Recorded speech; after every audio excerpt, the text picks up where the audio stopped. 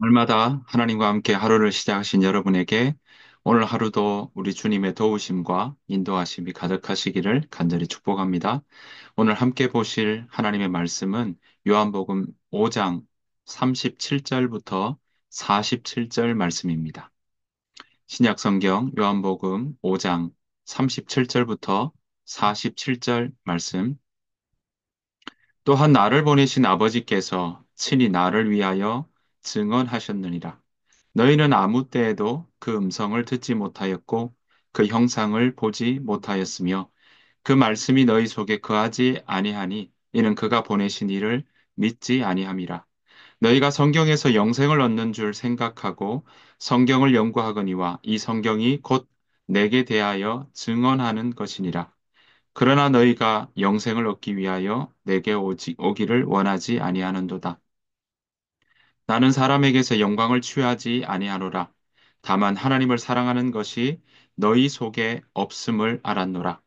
나는 내 아버지의 이름으로 왔음에 너희가 영접하지 아니하나 만일 다른 사람이 자기 이름으로 오면 영접하리라.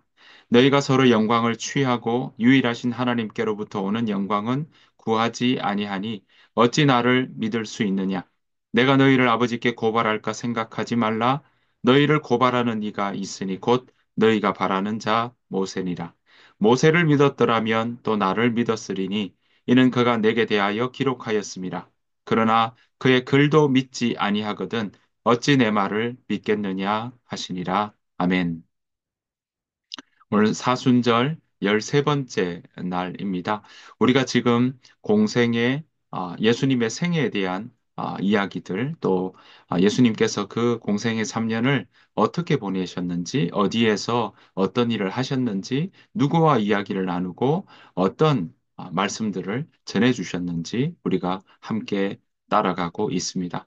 오늘은 공생의 우리 두 번째 2년차 6월절 지나고 난 다음 예루살렘에서 이 사람들과 함께 논쟁을 벌이는 이 하나님의 아들, 그 아들의 권세에 대한 논쟁을 벌이는 그 부분들을 함께 살펴보기를 원합니다. 요즘 청년들도 함께 나누다 보면 이런 이야기를 해요. 예수님, 눈에 보이지 않는 예수님을 어떻게 믿겠냐? 왠지 그 눈에 보이지 않는 예수님을 믿는다라는 것이 과학적이지 않고 또 그 증거가 약해 보인다 생각이 든다라고 이야기를 하곤 합니다. 그런 질문들 비단 청년들만의 문제는 아닐 거라고 생각합니다. 이 시대를 살아가는 우리 모두에게 예수님에 대한 그 증거, 또 예수님에 대한 논쟁들, 또 그 질문들이 우리 가운데 일어날 때가 있다라는 거죠. 그렇다면 예수님께서 정말 아, 하나님의 아들이라는 증거가 있는가라는 질문들을 우리가 해보지 않을 수가 없죠. 정말 우리가 우리의 평생의 삶을 걸어도 될 만큼 신뢰할 만한 분이신가? 라는 이야기들, 그런 질문들 우리가 함께 나눠볼 수 있을 것입니다. 오늘은 그 질문에 대한 이야기들, 바로 예수님에 대한 증거, 예수님이 하나님의 아들이시다는 것, 또 예수님이 이 성자, 또 삼위일체 하나님의 한 분이시라는 사실을 오늘 어떻게 이야기가 나누고 있는지 살펴보기를 원합니다. 먼저 예수님께서는요, 이렇게 이야기를 하시죠. 직접 스스로 증언한다면 그것은 효력이 없다. 이렇게 말씀하십니다.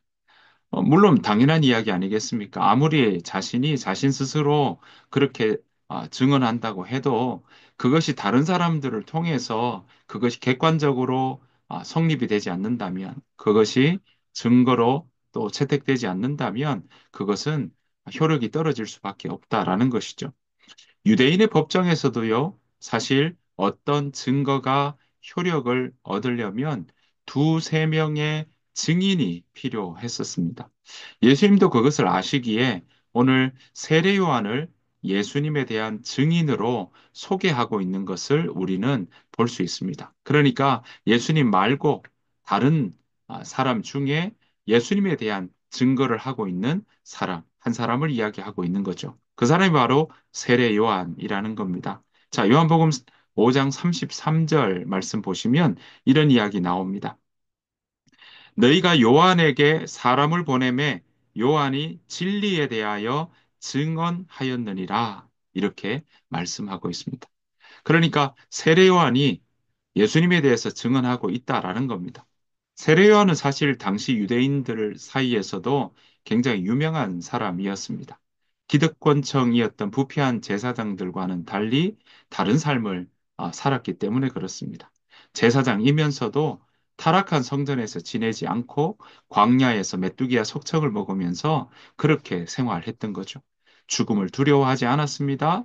그리고 세례 요한은 당시 유대 지도자들의 죄를 질타했던 사람이죠. 유대교의 위선을 폭로하면서도 모든 유대인들에게 회개하라, 천국이 가까이 왔다고 이야기하는 그런 주의 길을 예비하는 자로 그렇게 나갔던 것을 우리는 보게 됩니다. 그래서 많은 사람들은 세례 요한이 메시아가 아니겠냐라고 그렇게 추측하기도 하고요. 많은 사람들이 세례 요한을 추종하기도 했습니다. 하지만 세례 요한은 자신은 주의 길을 곱게 하라고 광야에서 외치는 자의 소리라고 이야기하면서 자기는 메시아의 길을 예비하는 사람이라고 말을 했던 것이죠. 그러니까 예비하는 사람이니까 뒤에 오시는 분이 내가 예비하고 있다라는 거죠. 나도 기다리고 있는 그 사람이 바로 메시아다라고 말씀하고 있는 것입니다. 그래서 35절 말씀, 요한복음 5장 35절 말씀 보면 요한은 켜서 비추이는 등불이라 너희가 한때 그 빛에 즐거이 있기를 원하였거니와 이렇게 말씀하고 있습니다. 그러니까 요한은요, 등불이라는 거죠. 앞길을 비추고 있는 등불이다라는 겁니다. 그렇게 이야기를 했는데 오늘 보았더니 뭐라고 이야기합니까? 유대인들은요, 세례 요한의 말들을 듣지 않았다라는 것입니다. 사람들은 자기 스스로 여기고 생각하고 있는 메시아에 대한 생각 가지고 그 틀에 맞지 않으면 받아들이지 않았다라는 것입니다. 이를 확인할 수 있는 내용이 우리가 전날 함께 보았던 38년 된 병자를 고치셨을 때 유대 지도자들의 반응을 봐도 우리는 짐작해 볼 수 있습니다. 베데스다 연못가에서 38년 된 병자를 고치신 사건, 사람의 힘이라고 이야기하기 어려운 이야기죠. 38년 된 데였으니까 얼마나 주변 사람들이 많이 알고 있었겠습니까? 그 예루살렘 성 안에 아마 38년 된 이 병자가 나왔다, 일어나 걸어갔다라는 것은 삽시간에 그 소문들은 퍼져갔을 것입니다. 분명히 하나님이 주신 능력이었고 하나님께서 주신 능력으로 그 기적의 힘을 일으켰던 것입니다. 뿐만 아닙니다. 물이 변화해서 포도주가 된 사건도 그렇고요. 왕의 신하의 아들을 고치는 일들도 분명히 그 사건들은 그냥 가볍게 여기지 않을, 가볍게 여길 만한 그런 일들이 아니었던 것이죠. 하지만 당시 유대 사람들은요, 그것을 믿지 않았던 것입니다. 우리가 알고 있는 이 요한복음도요, 끊임없이 사도 요한이 예수님께서 보여주셨던 표적들, 예수님께서 어떤 표적을 보이셨는지 계속 이야기하고 있고 그것에 대해서 증언하고 있는 것을 볼 수 있습니다. 이 일들을 통해 무엇입니까? 사도 요한도 바로 당시에 있었던 많은 사람들에게 예수님이 어떤 분이신지 증언하고 있는 것입니다. 게다가 이러한 일들, 정말 메시아가 오면 일어날 사건들이라는 것을 우리에게도 증언하고 있다라는 것이죠. 그러니까 당시에 있었던 사람들에게도 무엇입니까? 바로 메시아가 어떤 분인지 그 바로 메시아가 예수님이다라는 것을 가르쳐 주고 있는 것, 우리에게 보여주고 있는 것입니다. 자, 그렇게 보여주고 이야기하고 있었지만 그들은 어땠습니까? 받아들이지 않았다라는 것입니다. 유대 지도자들은 어떤 면에서는 애써 외면하고 싶어 했을 겁니다. 왜냐하면 그 사실을 인정하고 받아들이는 순간 자신들이 지지하고 세워두었던 많은 것들이 무너질 수 있기 때문에 그렇습니다. 그래서 예수님을 가만두려고 하지 않았고 38년 된 병자를 왜 안식일에 고치느냐라는 걸로 시비를 걸기도 했고요. 죽이려고 했던 것입니다. 하지만 예수님은 어땠습니까? 주저하거나 진리를 선포하는 일을 멈추지 않으셨습니다. 그래서 예수님의 유대 지도자들에게 예수님에 대한 증거, 세례 요한 이후에 세례 요한뿐만 아니라 또 한 가지를 더 제시하고 있는 것입니다. 39절 말씀입니다. 요한복음 5장 39절 말씀, 너희가 성경에서 영생을 얻은 줄 생각하고 성경을 연구하거니와 이 성경이 곧 내게 대하여 증언하는 것이니라. 그렇습니다. 성경이 증언하고 있다라고 말씀하고 있습니다. 여기서 성경은 유대인들이 읽는 구약 성경을 의미합니다. 유대인들은요, 구약 성경을 통해서 무엇을 보고 있었습니까? 메시아의, 메시아가 다시 온다는 것, 그리고 영생의 길이 있다고 여기고 그 성경을 읽고 또 읽었습니다. 정말 구약 성경을 제대로 읽었다면 거기에서 예수님에 대한 행적과 거기에 대한 예언과 많은 이야기들, 그 메시아의 모습을 분명히 알았을 거고 깨달을 수 있었다라는 것입니다. 유대인들이 읽었던 구약 성경에서의 그 예언들은 예수님이 어떻게 오시는지에 대해서 분명히 가르쳐 주고 있었던 것이고요. 그 일들이 지금 그들의 눈앞에 펼쳐지고 있는 것입니다. 하지만 그들은 어땠습니까? 성경을 읽었지만, 구약 성경을 보았지만, 눈앞에 보이는 예수님, 그 예수님을 제대로 알지 못했고, 받아들이지 않았고요. 설령 그 말씀이 맞다 하더라도 그들이 가지고 있는 자신의 기득권과 이익과 또 자신의 입장에 따라 그것을 받아들이지 않았던 것이죠. 수많은 표적을 보았습니다. 하지만 그 표적, 구약에서 언급된 표적들이 일어났음에도 불구하고 그들은 예수님을 받아들이지 않았던 것입니다. 오늘 사도 요한은요, 요한복음을 통해서 그 이유를 이야기합니다. 자, 42절, 오늘 함께 읽었던 5장 42절부터 44절 보면 그 이유를 이야기합니다. 자, 42절입니다. 다만 하나님을 사랑하는 것이 너희 속에 없음을 알아노라. 나는 내 아버지의 이름으로 왔음에 너희가 영접하지 아니하나 만일 다른 사람이 자기 이름으로 오면 영접하리라. 너희가 서로 영광을 취하고 유일하신 하나님께로부터 오는 영광은 구하지 아니하니 어찌 나를 믿을 수 있느냐. 오늘 성경은 그렇게 우리에게 말씀하고 있습니다. 자, 42절 봤더니 뭐라고 이야기합니까? 너희 마음에 하나님을 사랑하는 마음이 없다라고 지적하고 있습니다. 그러니까 하나님을 사랑하는 것이 아니라 자기 현재의 위치와 상황과 입장을 더 사랑하고 있다는 것이죠. 하나님을 더 찾는 것이 아니라 자신의 이익과 기득권을 더 생각하고 그 입장에서 지금 하나님을 바라보고 있다라는 겁니다. 어떤 의미에서는 하나님을 믿는 것보다 하나님을 이용하고 있는 것입니다. 그러니까 그 삶 가운데 하나님이 들어갈 여지가 없다라는 것이죠. 자신들의 자신들이 생각하는 방식으로 자신들의 자존심을 세워주면서 자기의 이익에 맞는 사람이어야, 맞는 메시아여야만 받아들이겠다라고 생각하고 있다는 겁니다. 그러니까 성경에 나오는 메시아가 아니라 자기의 이익과 입장에서 맞는 메시아를 그들은 받아들이려고 했다라는 거죠. 그건 하나님을 사랑하는 것이 아니라 철저히 이기적이고 자기를 사랑하는 모습이다라는 것입니다. 그래서 예수님은 그들을 향하여 뭐라고 이야기합니까? 화 있다. 회칠한 무덤이다. 화 있다. 그렇게 그들에게 하나님께서 화 있다고 말씀하시고 그들을 비판하셨던 것입니다. 정죄하셨던 것이죠. 더 나아가 예수님은 이렇게 그들을 향하여 단언하십니다. 45절부터 47절 말씀입니다. 내가 너희를 아버지께 고발할까 생각하지 말라. 너희를 고발하는 이가 있으니 곧 너희가 바라는 자 모세니라. 모세가 모세를 믿었더라면 또 나를 믿었으리니 이는 그가 내게 대하여 기록하였습니다. 그러나 그의 글도 믿지 아니하거든 어찌 내 말을 믿겠느냐. 그렇습니다. 오늘 이렇게 이야기하죠. 하나님께로부터 오는 영광 44절에서 이렇죠. 하나님께로부터 오는 영광을 구하지 않는다.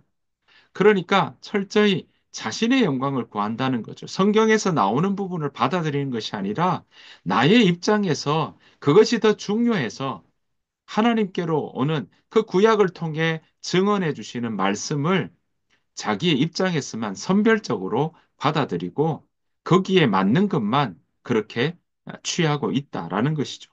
그러다 보니까 어떻습니까? 오히려 오늘 구약에 나오는 너희가 지금 소망을 두고 있는 모세가 오히려 너희를 향하여서 고발할 거다라고 이야기하고 있는 것입니다. 자, 이 이야기를 들었을 때 그들의 입장에서는 너무나 중요하게 생각하는 사람이 바로 모세인데요. 모세의 글을 지금 믿지 않고 있다는 겁니다. 그러니까 모세의 글도 믿지 않는 너희를 어떻게 하나님을 받아들이겠느냐? 그 구약에 나오는 메시아 예수님을 받아들일 수 있겠느냐라는 겁니다. 그렇습니다. 유대 지도자들은 구약의 율법을 읽기는 했으나 마음으로 받아들이지 않았다는 것을 예수님은 지적하고 있는 것입니다. 모세를 알고 있었으나 그 이름을 알고 있고 모세의 율법을 알고 있었으나 자신들이 생각하는 모세의 모습만 받아들였던 것입니다. 사랑하는 성도 여러분, 이런 모습은 어쩌면 비단 2000년 전 유대 지도자를 비롯한 유대인들에게만 해당하는 모습일까요? 지금의 현재를 살아가는 우리들에게도 볼 수 있는 모습 아닐까요? 여러분, 예수님을 알아가는 일들은 여러 경로를 통해서 우리는 알 수 있습니다. 자연의 섭리를 통해서도 하나님의 섭리를 알 수 있고요. 그리고 많은 주변의 일들을 통해서도 우리는 하나님을 알 수 있고 예수님을 알아갈 수 있습니다. 교회를 다니지 않는다 하더라도 우리는 우리의 일상 속에 이 자연을 통해서 일어가는 역사를 통해서 우리는 하나님을 알아갈 수 있습니다. 그 중에서도 성경은요, 예수님을 우리에게 가장 잘 알려주는 하나의 통로입니다. 성경은요, 그동안 예수님이 어떤 분이신지를 분명히 이야기하고 있고, 성경에는 그래서 예수님을 만났고, 함께 지냈고, 또 함께 지냈던 그 사람들이 예수님이 어떤 분이신지 어떤 일을 하셨는지 증언하는 이야기가 곳곳에 남겨 있고, 거기에 담겨 있습니다. 게다가 예수님께서 어떻게 부활하셨는지, 또 부활하신 이후에 어떤 말씀들을 하셨고, 부활하신 이후에 보내주시겠다고 하는 그 성령께서 어떤 일을 하시는지 우리에게 설명하고 있습니다. 그렇습니다. 그 성경을 우리가 우리의 입장이 아니라 성경이 그 그대로 전하고 있는 것을 우리가 마음을 열고 우리의 선입견 내려놓고 그런 미리 가지고 있는 그런 모습들 좀 내려놓고 우리가 그것을 살피고 나아간다면 우리는 철저히 예수님에 대해서 알아갈 수 있고 또 그 예수님이 어떤 분이신지 깨닫게 될 수 있다라는 것입니다. 성경은 그런 증언들로 가득합니다. 그 증언들을 우리가 하나하나 가감없이 걸어가며 살펴본다면 그 증언들을 살펴보며 나아갈 때 우리의 마음 가운데도 그 예수님이 어떤 분이신지 명확하게 깨닫게 될 것이요. 또한 그 증언들을 따라갈 때 우리의 마음에도 예수님을 믿는 믿음이 우리 가운데 생겨날 줄로 믿습니다. 여러분, 우리 초기 한국 교회사 내에서도 어떻습니까?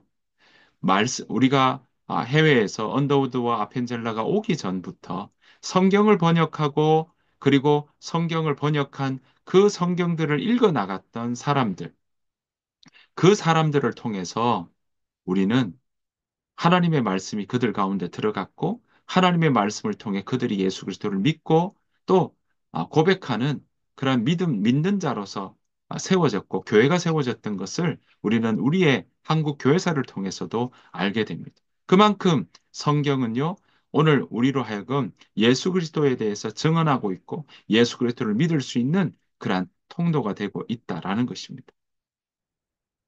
사랑하는 성도 여러분, 지금도 우리가 예수 그리스도를 믿기를 원한다면 우리는 성경을 통해서 더 깊이 우리가 알아갈 수 있을 것입니다. 그리고 그 성경은요, 오늘 우리에게 예수님에 대해서 증언하고 있고요. 또한 그 성경을 통해 믿었던 많은 사람들이 아, 시대의 흐름 속에, 역사의 흐름 속에 증인으로서 살아가고 있었고, 그 증인들이 오늘 지금 우리 2025년을 살아가는 우리들에게까지 증언해 주었고요. 증인된 삶으로 보여주었던 것입니다. 사랑하는 성도 여러분, 우리도 또한 그 증인된 삶의 그 계보에 함께 우리가 그렇게 증인으로 살아가야 되지 않겠습니까? 우리가 그러한 증인된 삶을 살아내는 저와 여러분들의 삶이 되기를 소원합니다.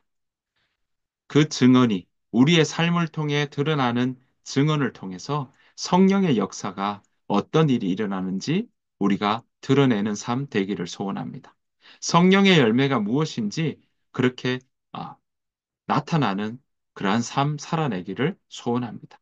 오늘 우리가 이 시대에 성령의 그 성경이 보여주는 증언이 정말 우리의 삶 속에도 나고 있고 살아서 역사하시는 하나님의 역사가 일어난다는 것을 우리의 삶을 통해서도 보여줄 수 있기를 소원합니다.